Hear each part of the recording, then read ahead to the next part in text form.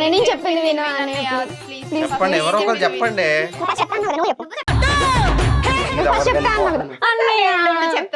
చెప్పండి ఎవరో ఒకళ్ళు.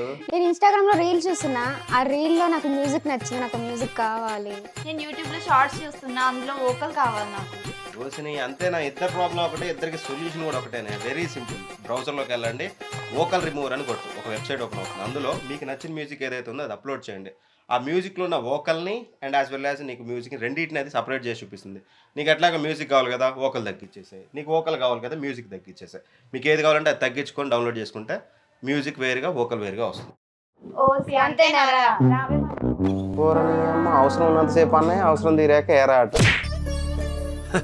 సరే తరలే, ఎన్నెన్నో అనుకుంటాం.